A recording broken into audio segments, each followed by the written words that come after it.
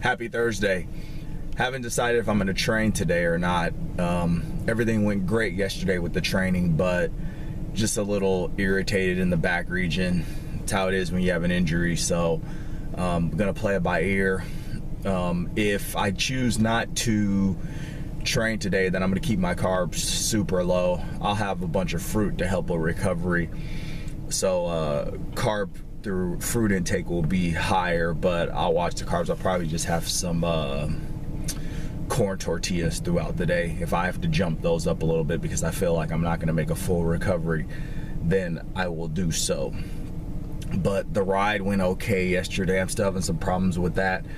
I think it's mainly because my legs weren't fully recovered. I lifted on legs pretty hard on Monday, heavy, and I hadn't gone close to 400 pounds in several days, so that probably didn't recover well in one day. So you know, we'll just keep at it. You know, I'm not really worried about it. I'm more like trying to figure out how to balance the deficit and the work volume, which is going to be very, very difficult moving forward because the deficit will affect the volume greatly. So I don't know. Well, I'm just gonna play it by ear. So I was doing a bunch of research yesterday about meal timing, and I just wanted to touch quickly on carb backloading because I think as an endomorph that this is very important for all of us to look at. It is said that the best time for us to have our carbohydrates is post-workout. Now, you have to play with this on your own because some people have them right after the workout, but then, you know, I work out in the morning, and I don't like to have my most satiating meal in the daytime because my fast is overnight. I don't eat after 6. So if I'm working out the next day and I eat my biggest meals right after my workouts, then I go into the next day, you know, if I have to do a workout that very next day, I go in extremely depleted and glycogen's extremely low because my body has exhausted all of that glycogen and all of my carb stores to fix my body, to heal my body, to feed my muscle tissue, hopefully grow, make some gains overnight, and, you know, just heal the rest of my body from whatever I've been doing the day of.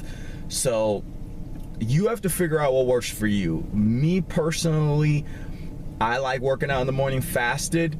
That's what works best for me. I don't like feeling lethargic. I don't like using my energy to, I guess I would say, metabolize food rather than using all of the energy in my body to push, you know, as hard as I can during that workout. But as I've said before, you have to read up on this stuff yourself. So I would attack some research on carb backloading, meal timing. I can't say it enough that for me, you know, not eating between 6 p.m. and like 10 to 12 a.m. the next day is what works best for me.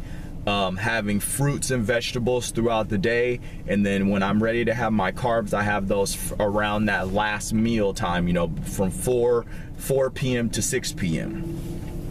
That's when I'm consuming the majority of my calories, and usually I'm still looking at, you know, 1,000 calories, 1,200 calories that I can take in around that time. I'm finding that I can cut at 2,400. So, but I'm pretty active. So, you know, everyone's different. Obviously, women are going to be very different. Women endomorphs, I'd say look it up, but I don't see why a woman endomorph, if you're trying to cut, would be anything over 1,700 calories. I wouldn't think, you know, depending on the size of the woman, but, you know, I wouldn't see the woman being over 1,700 calories for a cut. You know, but that's the thing, you know, the carbs fuel your workout. You know, if you have to take in carbs, but they have to be timed exactly right. You can't play around with the carbohydrates. You can't deplete yourself all the way. That's just going to kill your glycogen stores. It's going to affect your workouts. It's going to affect recovery.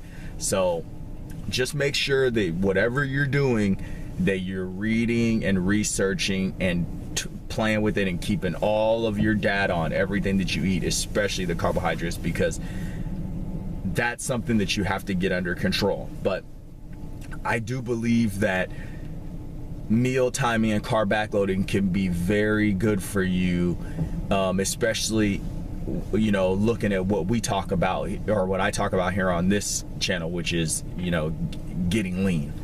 If you're trying to bulk, you know, you still have to be careful with spillover and different things like that, because I mean, I would say Endomorphs, the best thing for you to do is lean down first and then do a clean bulk where you're timing everything perfectly so you don't have a lot of spillover. Like maybe eat at maintenance, exactly at maintenance if you're gonna bulk, and then just do like a slow bulk, but keep the fat spillover, you know, under control, because you'll blow up. I just did it. I started last June, and since last June I put on like 25 pounds.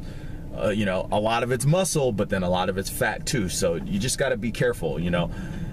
Time those carbs, try when you're cutting or bulking, either one. Happy Thursday.